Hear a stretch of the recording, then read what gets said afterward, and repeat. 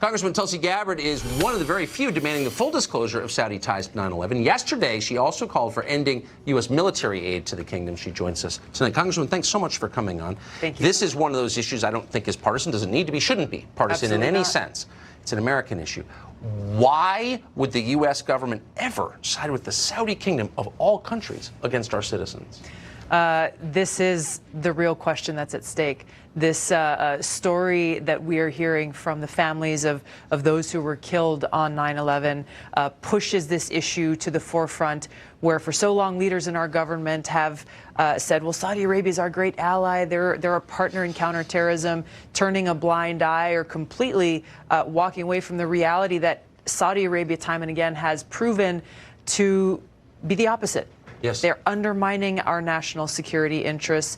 They are, as you said, they are the #1 exporter of this Wahhabi extremist ideology. Yes. That's the fertile recruiting ground for terrorists like Al-Qaeda and ISIS around the world. They're directly providing arms and assistance to Al-Qaeda in places like Yemen and in Syria. And as we are seeing here, it is our government, our own government, that is hiding the truth from Chris and Brett and the many other families of those who were killed on 9/11. For what? Where do the loyalties really lie? So I was thinking in the commercial break of the number of people I know personally, not abstractly, but have had lunch with in this city who are taking currently money from the Saudi kingdom or their allies in the Emirates, the Gulf states. And I wonder if that maybe plays some role. Like, a lot of people are on their payroll here. Yeah. You know, we talk about the foreign policy establishment in Washington. We talk about the political elite, the military-industrial complex.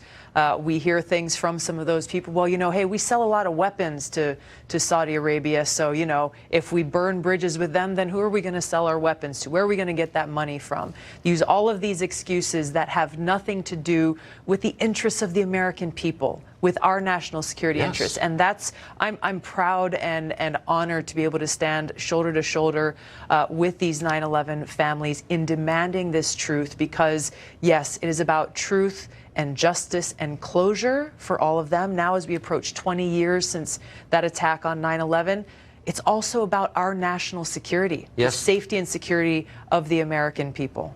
I'll never forget, right after 9/11, living here in the city of Washington, our airports were closed, all airports were closed in this country, and learning that chartered flights of Saudi citizens had been allowed with U.S. government approval to take off and run back to Saudi Arabia without being questioned by authorities here.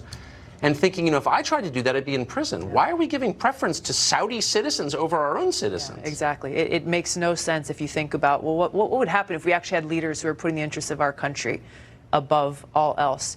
You follow the money trail. Follows back to the military-industrial complex. You look at how many of the think tanks here in Washington who send so-called experts to go and testify before Congress who are funded by Saudi Arabia to spout their talking points. You saw how the legislation that we passed in Congress, I was proud to vote for legislation that allowed families like Chris and Brett's to sue Saudi Arabia.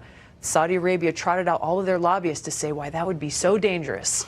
So dangerous for our interests, for them to be allowed to seek justice for their families. This is about standing up for our country. This is about standing up for our principles and our freedoms and for the truth. Why isn't, so Hillary Clinton was Secretary of State, and she's obviously deeply interested in foreign affairs, and she's still talking about them, as you found out recently.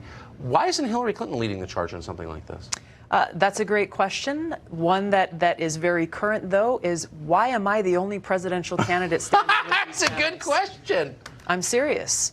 Every single presidential candidate, every single American should be standing with these families, standing up for the truth, recognizing that this attack on our country was an attack on all of us. I enlisted because of this attack on 9/11. I wanted to do everything that I could to defeat and destroy the evil that visited us on that day. So not only, I mean, I feel personally invested in this, like so many Americans, but to see our government standing with Saudi Arabia, a country that continues to directly and indirectly to support the very terrorists who attacked us on that day, that is a betrayal for me, for every one of my brothers and sisters who have been killed in combat, for every one of these families who lost their loved ones on that day, the first responders, every single American has been betrayed by our leaders who are siding with Saudi Arabia rather than with. I don't even see the other side to this debate. And by the way, anyone who has another perspective is welcome on this set. I would like to hear it. But as of today, I don't see it.